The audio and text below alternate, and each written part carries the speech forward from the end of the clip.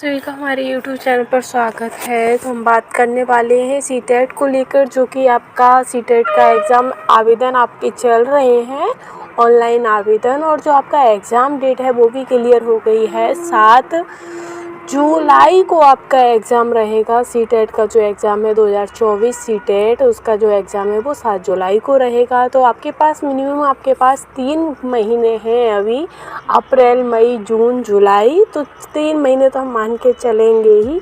तो इन 3 महीने में हम अपने चैनल के माध्यम से आपको प्रैक्टिस सेट है और मॉक टेस्ट है, साथ ही साथ हम उसके थ्योरी वाइज क्वेश्चंस भी आपको कराएंगे और पूरा समझाते हुए आपको कराएंगे, ताकि आपको रटना नहीं है, समझ के करना है। क्योंकि सीटेट जो एग्ज़ाम है वो समझने बेस्ड है, पूरा समझने पर ही आधारित है। क्योंकि उसमें 75 जो परसेंटेज क्वेश्चन जो आपके हैं, 75 क्वेश्चन वो आपके पेडागोगी पर ही। और पेडागोगी क्या है? तो पेडागोगी टोटल ही आपकी सोच पर, आपकी समझ पर आधारित होती है। आपको बच्चे को केंद्र में रखकर ही उसमें आंसर देने होते हैं। और 75 क्वेश्चन यानी कि 50% जो क्वेश्चंस आपके होते हैं वो सब्जेक्ट वाइज होते हैं। जैसा आपका सब्जेक्ट होगा, सब्जेक्ट से क्वेश्चन पूछे जाते। अगर आप पेडागोगी का 75 क्वेश्चंस जो हैं, 50% जो है उसे आप कंप्लीट कर लेते हैं, तो 75 क्वेश्चन तो आपके ऐसे ही हो जाते हैं।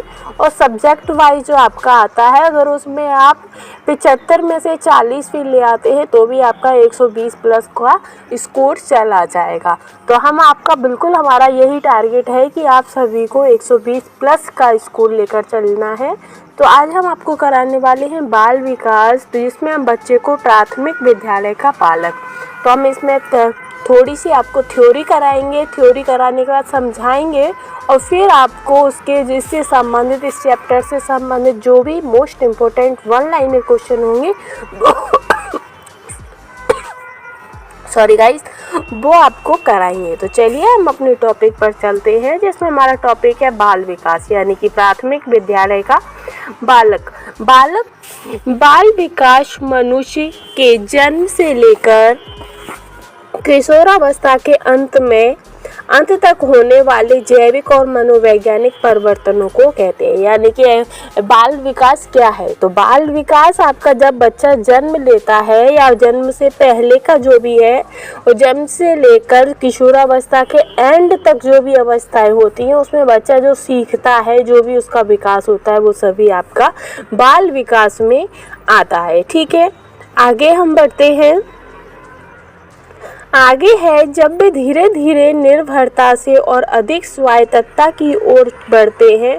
चूँकि ये विकासात्मक परिवर्तन काफ़ी हद तक जन्म से पहले के जीवन के दौरान आनुवांशिक कारकों और घटनाओं से प्रभावित हो सकते हैं, इसलिए आनुवांशिक और जन्म पूर्व विकास को आमतौर पर बच्चे के विकास के अध्ययन के हिस्से के रूप में शामिल किया जाता है।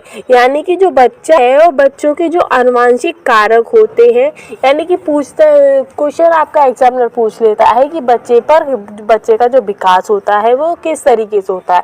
तो बच्चे का जो विकास होता है वो आपका कुछ तो आनुवांशिक गुण होते हैं उसके, और कुछ जो वो वातावरण है चारों तरफ से जो सीख रहा है, उन सभी के जरिए उसका विकास होता है। तो बच्चे का कैसे विकास हो जाता है? एक तो आनुवांशिक हो जाता है, जो कि आपका जन्म से पूर्व हो जाता है, और जन्म के बाद आपका जो वातावरण है और जो भी है उसके आसपास का जो भी माहौल है जीवन काल के दौरान, वो अपना पूरा उसका अध्ययन करता रहता है। फिर जीवन काल के दौरान होने वाले विकास को संदर्भित करने वाला विकासात्मक मनोविज्ञान और बच्चे की देखभाल से संबंधित चिकित्सा की शाखा बाल रोग विज्ञान शामिल है।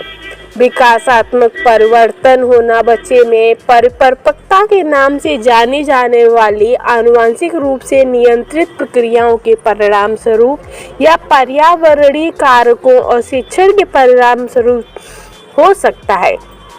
यानी कि जो बच्चे का जो विकास है वो उसके विकासात्मक परिवर्तन से भी होता है। परिपक्वता के नाम से जाने जाने वाली जो आनुवांशिक रूप से नियंत्रित प्रक्रिया हैं उनके भी परिणाम स्वरूप होता है। और वातावरणीय कारक जो बच्चे को चारों तरफ से घेरे हुए हैं उस कारकों से जो वो सीखता है उससे भी हो सकता है। और शिक्षण के परिणाम स्वरूप यानी कि जो बच्चा सीख रहा है उसके भी परिणाम स्वरूप हो सकता है। लेकिन आमतौर पर ज़्यादातर परिवर्तन जो उसमें होते हैं वो दोनों के बीच का पारस्परिक संबंध होता है। लेकिन अगर आमतौर पर देखा जाए तो बच्चे का आनुवांशिक और वातावरण दोनों को मिलाकर जो होता है वो उनका मिला जुला संबंध होता है। अब आता है कि शिक्षा मनोविज्ञान। शिक्षा मनोविज्ञान क्या है हम वो भी देख लेते हैं कि शिक्षा मनोविज्ञान का एक ऐसा विषय है जो किसी न किसी प्रकार हर विषय से जुड़ा हुआ है। क्योंकि अब तक जितना भी ज्ञान विकसित हुआ है वह मानव व्यवहार से ही जन्म लेता है। यदि मानव व्यवहार को समझना है तो मनोविज्ञान की सहायता से ही समझा जा सकता है। मनोविज्ञान के बिना मानव व्यवहार का अध्ययन संभव नहीं है। यानी कि अगर हमें किसी बच्चे का या मानव का कोई भी व्यवहार सीखना है, बच्चे को अच्छे से समझना है तो हमें शिक्षा मनोविज्ञान के बारे में भी अच्छा खासा अध्ययन होना चाहिए। तभी हम बच्चे के बारे में सीख सकते हैं या बच्चे की हम दूर से ही हम अनुभव लगा सकते हैं कि बच्चा क्या सोच रहा है, क्या चाहता है, क्या नहीं चाहता है। वो सब भी हम इसी को देखकर ही समझ पाते हैं। अरस्तु ने एक अपनी थ्योरी भी दी है जिसमें अरस्तु की एक डेफिनेशन है जिसमें उन्होंने कहा है कि मनुष्य एक सामाजिक प्राणी है। ये जो डेफिनेशन है कि मनुष्य एक सामाजिक प्राणी है, ये किसका कथन है? तो ये अरस्तु का कथन है। जैसे मनुष्य का सामाजिक विकास होता है तो बुद्धि व व्यवहार का विकास भी होता है। यानी कि जब मनुष्य का जो सामाजिक व्यवहार जो विकास होता है यानी कि समाज में मनुष्य को कैसे नहीं रहना है, क्या आचरण करना है, क्या नहीं करना है, जब बच्चा ये सब सीखने लगता है तब उसका सामाजिक विकास होता है। और सामाजिक विकास से ही उसका जो बुद्धि है, व्यवहार है, उसका भी विकास होता है। अब आता है कि मनोविज्ञान का जो शाब्दिक अर्थ है वो क्या है। मनोविज्ञान को इंग्लिश में साइकोलॉजी कहा जाता है जिसका हिंदी रूपांतरण आपका साइक और लोगोस से मिलकर बना है। साइक का अर्थ होता है आत्मा और लोगोस का अर्थ होता है विज्ञान यानी आत्मा का विज्ञान। हमारा मनोविज्ञान की प्रकृति कैसी है? आत्मा का विज्ञान। अब हम इससे संबंधित कुछ most important one liner question भी आपको बता देते हैं जो कि एग्जाम में आपके पूछे जाते हैं। फिर चाहे वो आपका सीटेट का एग्जाम हो, टेट का हो, सुपर टेट का हो, ये जितने भी टीचिंग एग्जाम है उन सभी के लिए काफ़ी इम्पोर्टेंट है। जिसमें आपका पहला है आपका कि शिक्षा मनोविज्ञान आवश्यक है। तो शिक्षा मनोविज्ञान किसके लिए आवश्यक है? तो शिक्षा एवं अभिभावकों के लिए आवश्यक है। यानी कि अगर अब बच्चों को हमें शिक्षा देनी है तो मनोविज्ञान का आना जरूरी है। और साथ ही अभिभावकों को भी मनोविज्ञान का ज्ञान अच्छा खासा होना चाहिए ताकि वो बच्चों को समझ सके, बच्चों को ज्ञान दे सके।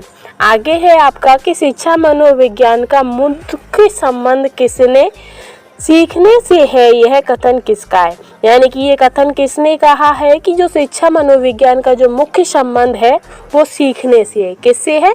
लर्निंग से है। तो ये कथन किसका है? तो ये जो कथन है आपका ये सारे एंटेल फोर्टो का है। किसका है? एंटेल फोर्टो का ये आपका कथन है।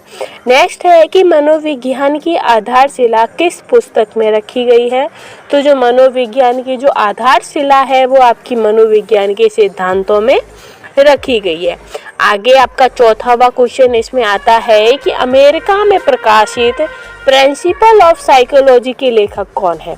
तो प्रिंसिपल ऑफ साइकोलॉजी के जो लेखक है वो विलियम जेम्स है। कौन है? विलियम जेम्स है। आई होप जो मैं आपको पढ़ा रही हूँ, जो आपको समझा रही हूँ वो आपको समझ आ रहा होगा और कंटेंट भी आपको पसंद अगर आता है तो प्लीज़ चैनल को लाइक शेयर एंड सपोर्ट भी करते चलिएगा। नेक्स्ट है 5वां कि शिक्षा मनोविज्ञान का वर्तमान स्वरूप कैसा है। तो शिक्षा मनोविज्ञान का जो वर्तमान का जो स्वरूप है वो व्यापक है, बहुत विस्तृत है। ठीक है फ्रेंड्स, आगे है 6वां कि गैरिसन के अनुसार शिक्षा मनोविज्ञान का उद्देश्य। तो गैरिसन के अनुसार शिक्षा मनोविज्ञान का उद्देश्य क्या है। तो इसका उद्देश्य है व्यवहार का ज्ञान। क्या है गैरिसन के अनुसार शिक्षा मनोविज्ञान का उद्देश्य? व्यवहार का ज्ञान, कैसे हमें व्यवहार करना है, ये इसका उद्देश्य है। 7वां है कि कप्पुस्वामी के अनुसार शिक्षा मनोविज्ञान के सिद्धांतों का सर्वोत्तम प्रयोग होता है। तो कप्पुस्वामी के अनुसार शिक्षा मनोविज्ञान के सिद्धांतों का सर्वोत्तम प्रयोग होता है किसमें? तो उच्च शिक्षा एवं उत्तम अधिगम में। किसमें होता है? उच्च शिक्षा एवं उत्तम अधिगम में होता है।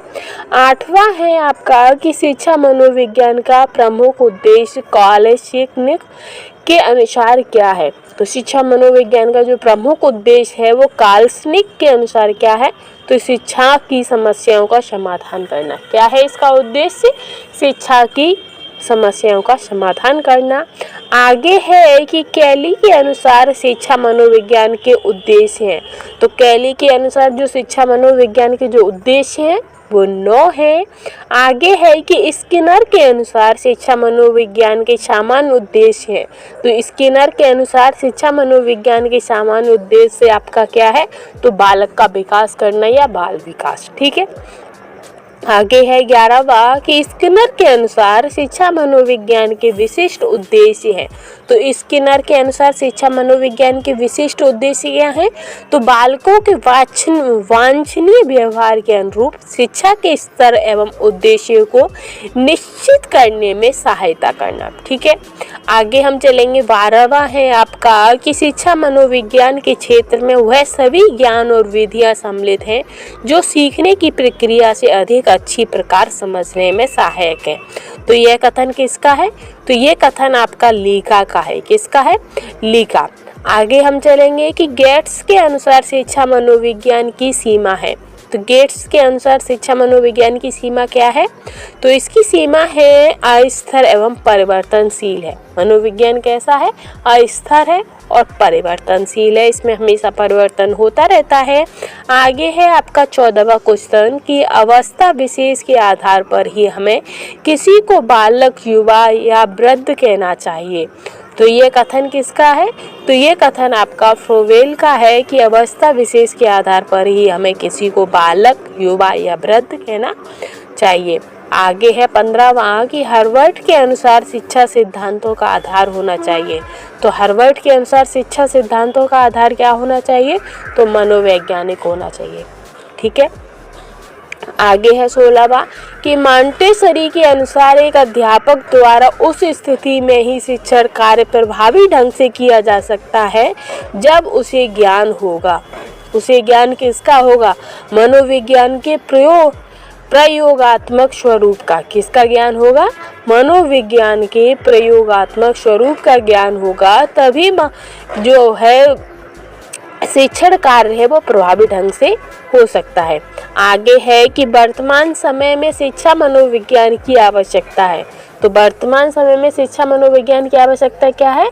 तो बच्चे को केंद्रित शिक्षा, यानी कि बच्चे को जो हम केंद्र में रखेंगे, बच्चों के हित में जो हम शिक्षा देंगे, वो वर्तमान में आपकी शिक्षा मनोविज्ञान की आवश्यकता है। आगे है कि वर्तमान में शिक्षा मनोविज्ञान की आवश्यकता समझी जाती है। तो क्यों समझी जाती है? तो बच्चों का सर्वांगीण विकास के लिए। नेक्स्ट है कि शिक्षा मनोविज्ञान का प्रमुख लाभ है। तो शिक्षा मनोविज्ञान का प्रमुख लाभ क्या है? तो शिक्षक शिक्षार्थी मधुर संबंध। क्या है? शिक्षक शिक्षार्थी मधुर संबंध। आगे है कि कक्षा में छात्र नेताओं के आधार पर पहचानने के लिए शिक्षक को ज्ञान होना चाहिए। तो पहचानने के लिए शिक्षक को किस चीज़ का ज्ञान होना चाहिए? तो शिक्षा मनोविज्ञान का शिक्षकों को ज्ञान होना चाहिए। आगे है कि समय सारणी में गणित, विज्ञान या कठिन विषय के कालांश पहले क्यों रखे जाते हैं? तो मनोविज्ञान के आधार पर ही जो समय सारणी होती है उसमें जो कठिन विषय होते हैं उनका जो कालांश होता है वो पहले रखा जाता है। आगे है कि सफल एवं प्रभावशाली शिक्षा अधिगम प्रक्रिया के लिए आवश्यक है।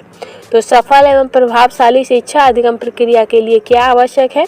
तो शिक्षा अधिगम सामग्री का प्रयोग एवं शिक्षा मनोविज्ञान के सिद्धांतों का प्रयोग आवश्यक है। आगे है कि निर्देश एवं परामर्श किस विषय का अधिक उपयोग किया जाता है? तो निर्देश और जो परामर्श होते हैं वो शिक्षा मनोविज्ञान के विषय का अधिक प्रयोग किया जाता है। आगे है 24वां कि छात्रों की योग्यता एवं रुचि के आधार पर पाठ्यक्रम निर्माण में योगदान होता है। तो पाठ्यक्रम निर्माण में किसका योगदान होता है? तो शिक्षा मनोविज्ञान का योगदान होता है। आगे है आपका कि बुद्धि परीक्षण विषय है। तो बुद्धि परीक्षण विषय है किसका? तो शिक्षा मनोविज्ञान का है। नेक्स्ट है कि शैक्षिक मनोविज्ञान के ज्ञान द्वारा बालकों की बुद्धि तथा रुचियों की जानकारी करके शिक्षा देता है। प्रकृति को जानकर शिक्षा देता है और आर्थिक तथा पारिवारिक स्थिति की जानकारी लेकर शिक्षा देता है। तो आई होप जो मैंने आपको ये बाल विकास से संबंधित आपको थोड़ी सी थ्योरी और थोड़े से उससे संबंधित क्वेश्चनों को मैंने वन लाइनर क्वेश्चनों को आपको समझाने की कोशिश की है, जो कि आपके टेट, सीटेट, सुपर टेट जितने भी टीचिंग एग्ज़ाम हैं उनके लिए बहुत ज़्यादा इम्पोर्टेंट है। अगर आपको कंटेंट पसंद आता है तो प्लीज़ चैनल को लाइक, शेयर एंड सब्सक्राइब करना ना भूलें। Thanks for watching.